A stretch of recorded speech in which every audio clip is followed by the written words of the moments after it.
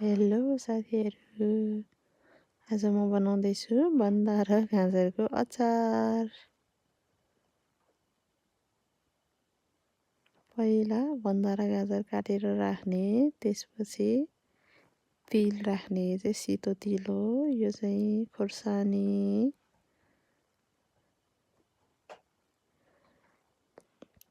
त्यसपछि नुन राख्ने, नुन चाहिँ आवश्यकता अनुसार राख्ने। अनि यो चाहिँ लप्सीको धुलो है साथीहरू, भिजाएको लप्सीको बोक्राको धुलो हो।